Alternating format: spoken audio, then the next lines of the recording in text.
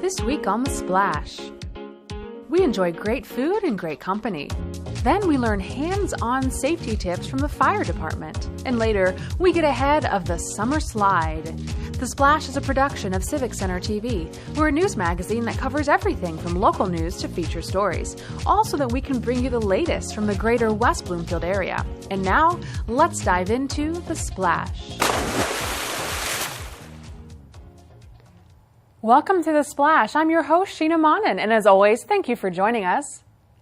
There's a great new tradition in greater West Bloomfield that is providing residents with an opportunity to enjoy some great food and interact with local leaders. We sent reporter Sheena Monnin to find out more. The efforts of the West Bloomfield Township and their partnership with local food vendors is bringing the community closer to township members. During the warm season, the township decided to hold Food Truck Tuesdays at the Civic Center Plaza once a month. And Chris D'Arcy, who is the executive assistant to Supervisor Steve Kaplan, they got together and created this idea of having food trucks on campus, on town hall campus, and it expanded to include Parks and Rec and police, and whoever's on campus, anyone at the library, to just allow them to have an opportunity to come together and have lunch together. An additional benefit of Food Truck Tuesdays is that it allows members of the community to come see what services are available to them and to discuss local issues with township officials. The idea is that, again, people come to town hall for various reasons. They come to participate at town hall, to take care of business at town hall.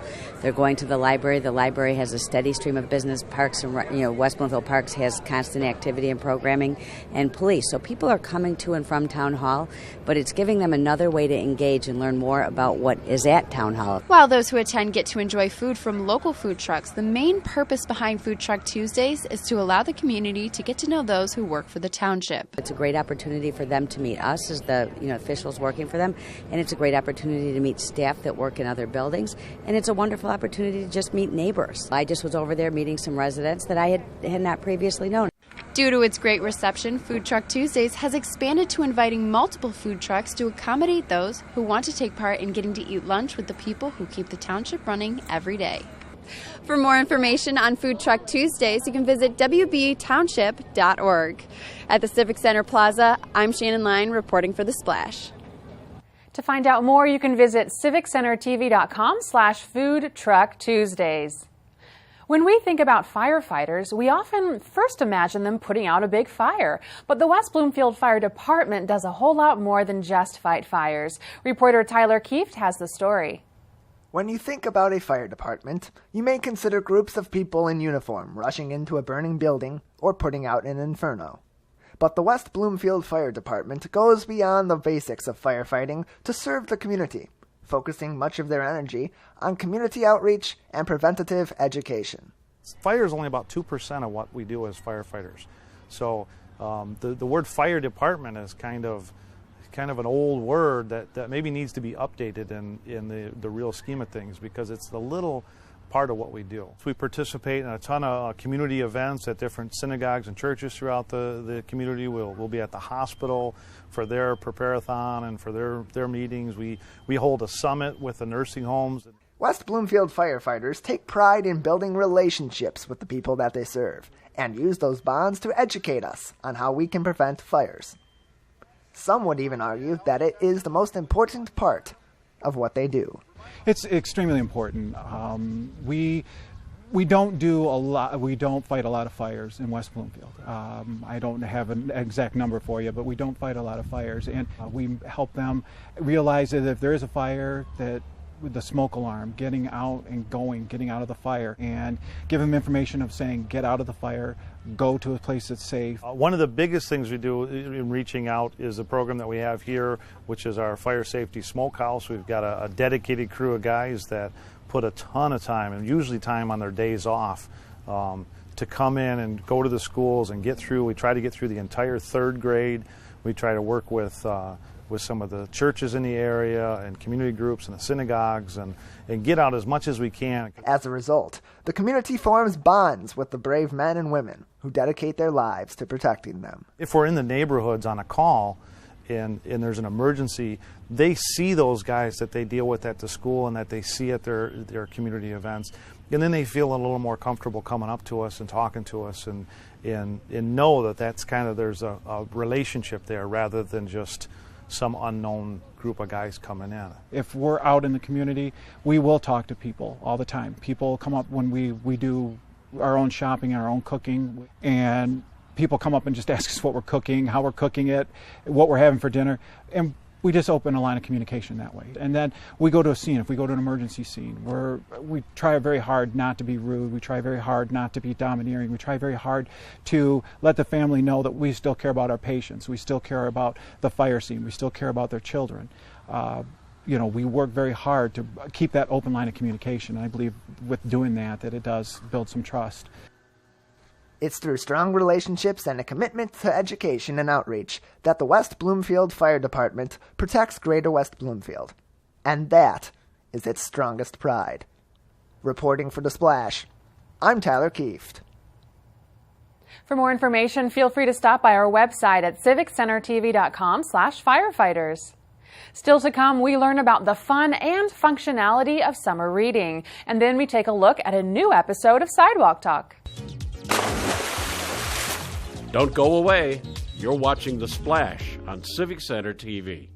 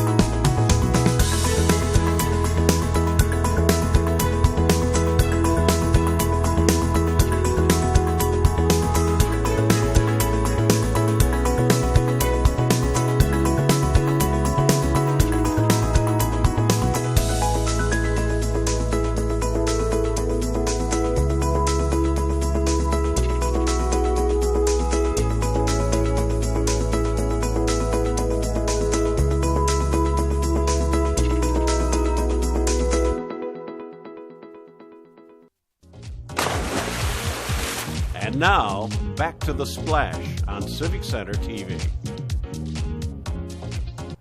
Welcome back to The Splash. I'm your host, Sheena Monnin. Summer vacation is well underway for our local kids, and with that comes the fear of losing all of that important information they have learned during the school year. The West Bloomfield Library had a fun solution to encourage summer learning, and I joined them for the festivities.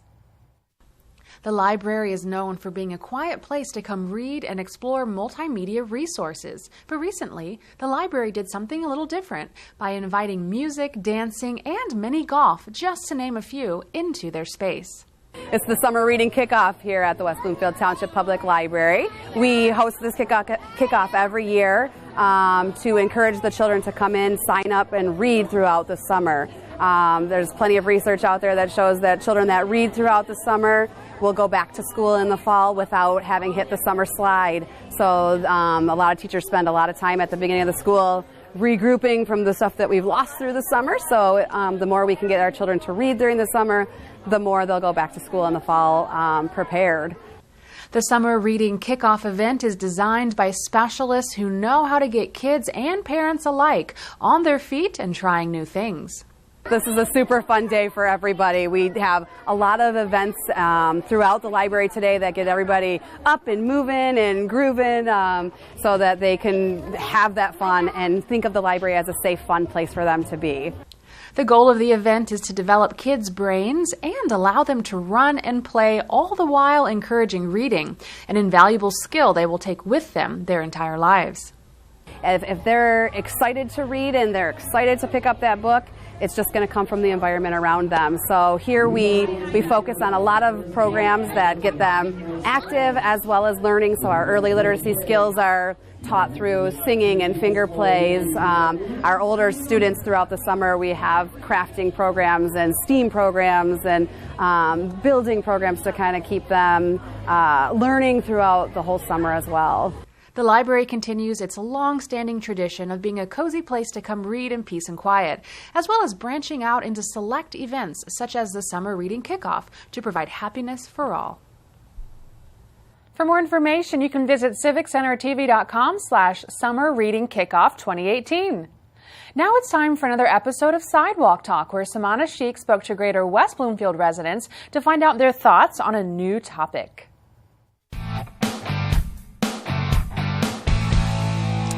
I'm living out my dream job. What did you want to be when you grew up?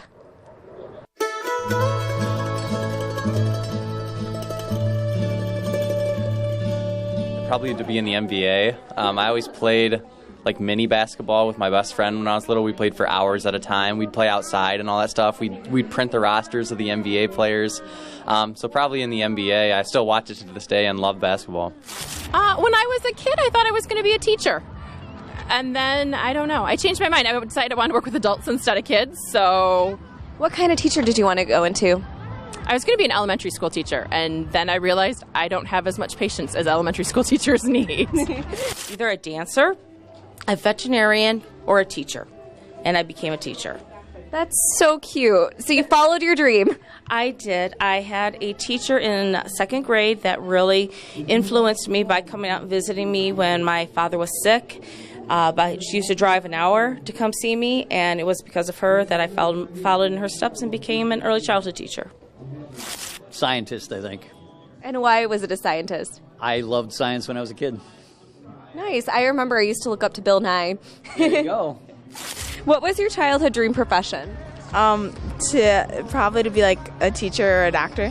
What kind of teacher? Like preschool, little kids. Oh, that's so cute. Are you going into any of that now or no? Now I want to be a doctor. Nice. What kind of doctor? Like a pediatric surgeon. I actually never thought about it that much when I was a child. I was always really into sports, but now I'm a varsity coach, West Bloomfield High School varsity coach. I want to collegiate coach someday, so that's kind of what I'm dreaming of now. I would say back then I'd probably say something along the lines of like training horses, because I used to also ride horses and I was really passionate about that. So just doing something active really was kind of what I was looking for. I wanted to be a chef. And I wanted to be a chef because I thought it was really cool to make a lot of interesting meals. And then I changed my mind when I found out the hours that a chef has. They have to wake up at 7 in the morning to go to the market, and they don't get home till after midnight after the restaurant closes. So. Wait, really? I didn't know that. So they're kind of like doctors with food. Yeah, but I still love to cook, and so I can pursue my early passion on a personal basis rather than professionally. See you again next week on another episode of Sidewalk Talk. If you'd like to see some of our other fun and interesting questions on the show, you can do so anytime and anywhere by visiting our website at civiccentertv.com/sidewalk talk. And now it's time for our Civic Center event update, where we provide you with all the latest that's happening around Greater West Bloomfield. And if you'd like to stay up to date on all of the following current events yourself, you can visit civiccentertv.com/events. Let's get started.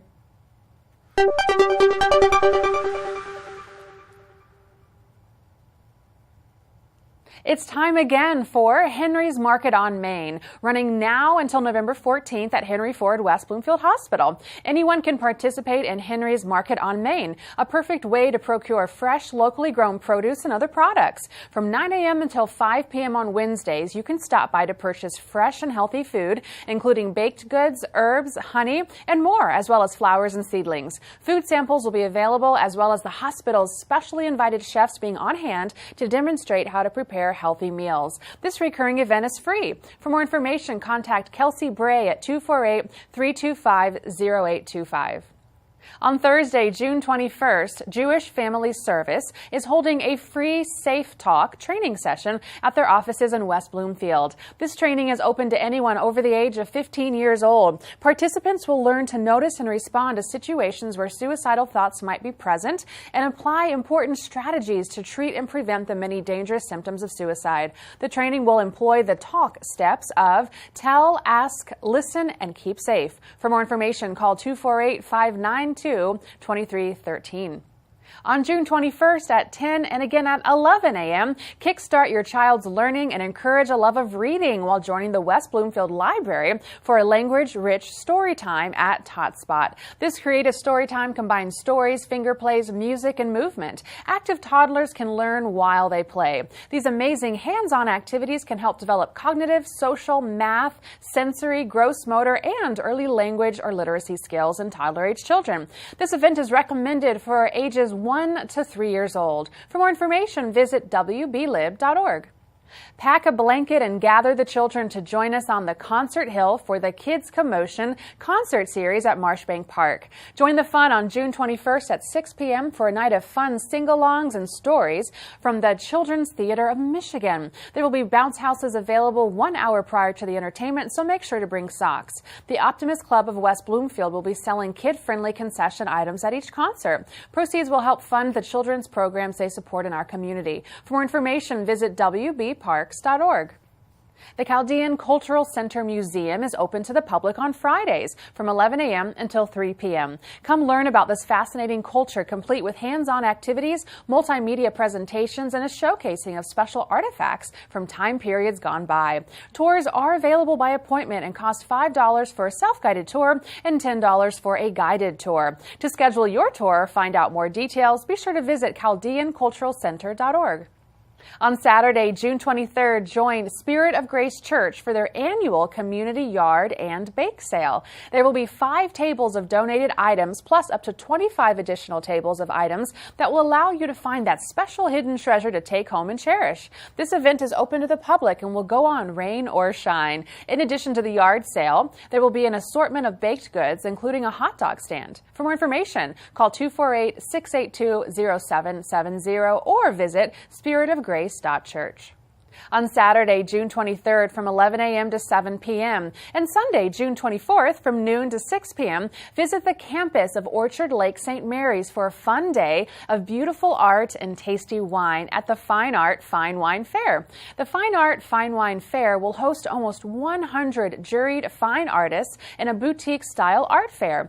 There are thousands of beautiful, one-of-a-kind, well-crafted pieces of art that can be purchased for yourself or your home. Alongside the artists, the fair will have a fine wine tasting. New this year, we will be featuring wines to try from all over the world. Parking is free and admission to the art fair is $5 and free for kids 13 and under. Wine tasting is $40 online or $45 at the door. For more information, visit fineartfinewinefair.com. The Henry Ford Maple Grove Center West Bloomfield is offering their Share Support Group for people who have experienced longer than 6 months of continuous sobriety from alcohol and drug use and are in need of free beneficial support. Taking place weekly from 7:30 p.m. until 9:30 p.m., this group is for adults only, and the purpose is to share coping strategies, express needs and concerns, as well as to connect with others who are successfully moving forward into an addiction-free life. For more information, contact Lisa Kaplan at 248-661-6100. And that's all for now. However, if you're looking to find even more events going on in your neighborhood, then be sure to follow us at civiccentertv.com/events and look up our events calendar, or watch us here for more information on everything going on in the greater West Bloomfield area. As we head into the break, stay tuned because afterwards, I'll be talking with Ronnie Dahl, new cable commissioner from Keego Harbor. Don't go away. You're watching The Splash on Civic Center TV. Civic Center TV is your home for everything Greater West Bloomfield. Here you can tune into community programming such as our weekly news magazine show, The Splash, as well as coverage of local events and meetings in Keego Harbor, Sylvan Lake, Orchard Lake, and West Bloomfield. You can also watch all of your local programming online anytime at civiccentertv.com. Civic Center TV, television that's close to home. Civic Center TV has gone social. Now it's easier than ever to watch, save, like, and share our videos online. See what's happening in your neighborhood, on the streets, and on the web at civiccentertv.com. Be a part of the conversation and get involved. We would love to hear from you. For links to our social media pages, visit us at our website or find us on Facebook, Twitter, and YouTube. Civic Center TV, television that's close to home.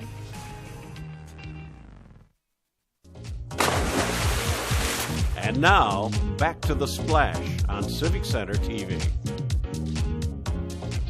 Welcome back to The Splash. I'm Sheena Monnin, and here with me on the show this week is Ronnie Dahl, new cable commissioner from Keego Harbor. Ronnie, thank you for being here today. I'm excited to talk about all these new developments going on in your life. Thank you. Thank you. So you've had a pretty impressive career locally on the news. You've been with Channel 2 and Channel 7, right? Yep. And now you're embarking on a couple of new things. Tell me what you're up to these days. It is completely different for me because TV news has been a part of my life, my entire adult life, because I actually started behind the scenes as a producer, then was an executive producer, and then moved to reporting.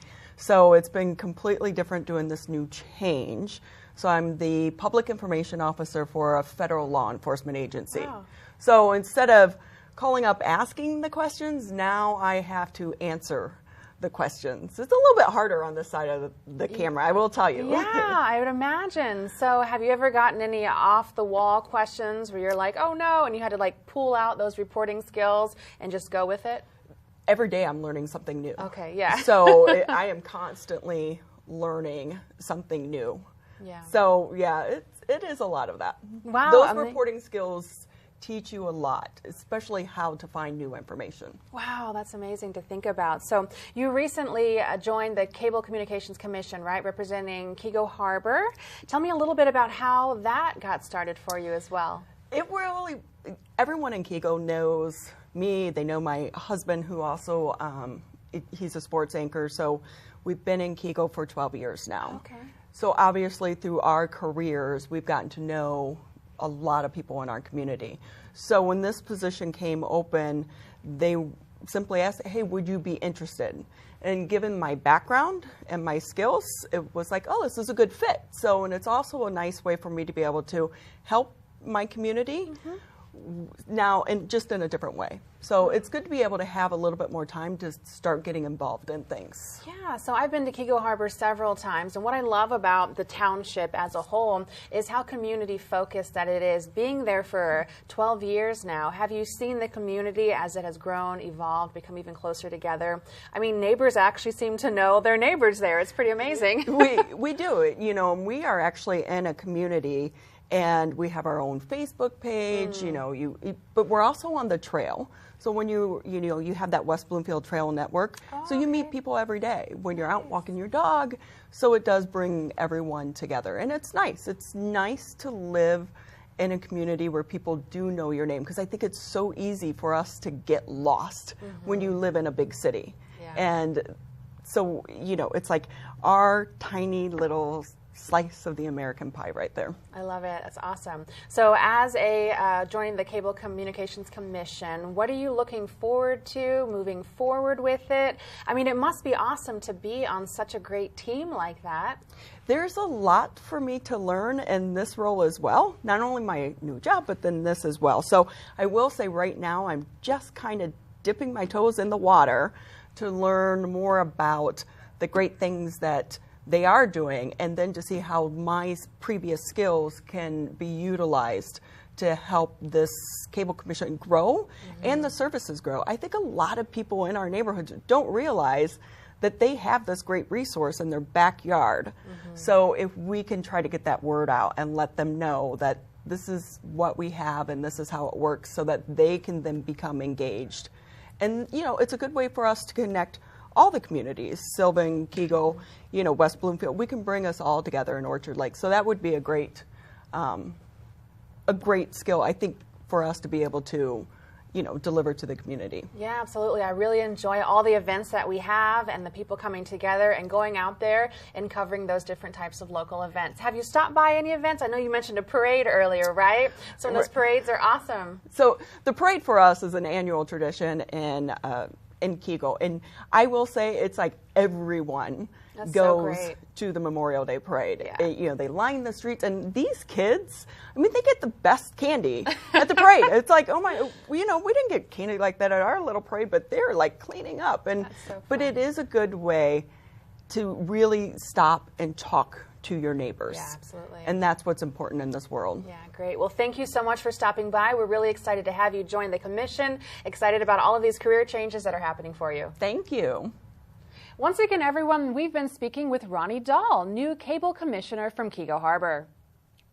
Now let's head over to another of our recurring segments called A Minute with Nature, where West Bloomfield Park's naturalist Lauren Azuri explores another interesting topic about our local environment.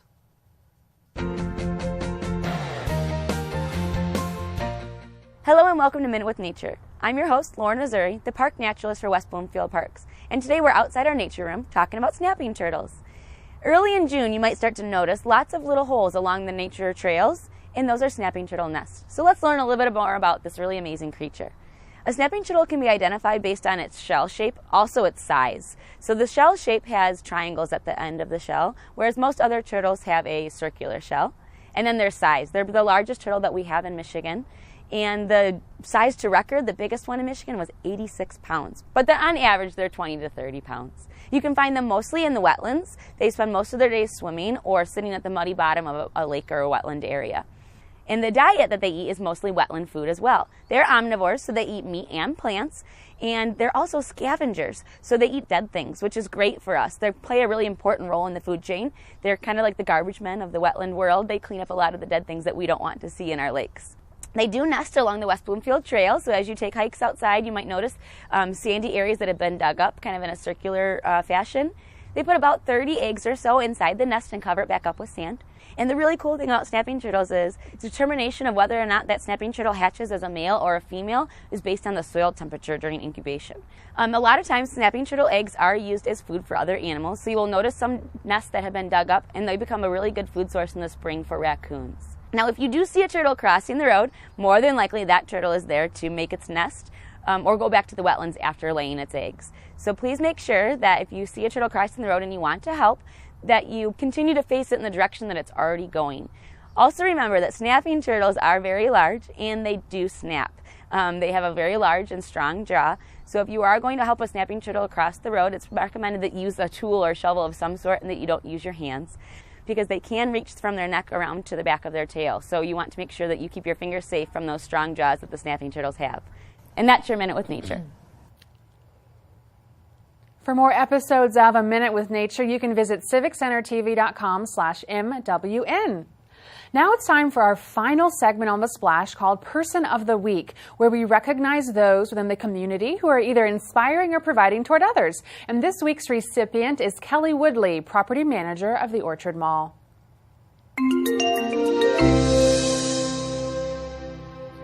From the moment Kelly began her time at the Orchard Mall, she has made it a personal mission of hers to support the greater West Bloomfield community. Kelly has been an active member of the Greater West Bloomfield Chamber of Commerce for over a decade, where she has worked diligently to expand the reach and involvement of the business community in West Bloomfield. But beyond her business ventures, Kelly has made an even stronger effort to leave a lasting impact on the people of West Bloomfield. Kelly is a dedicated volunteer who has given her time, expertise, and most recognizably, her care to many local organizations, including the Michigan Humane Society, as well as the Greater West Bloomfield Community Coalition and West Bloomfield Youth Assistance. Kelly brings a level of creativity and fervor to helping other people, and that energy is clear in the smiles, the joy, and the sense of community that her efforts facilitate every day, which is why she is our Person of the Week.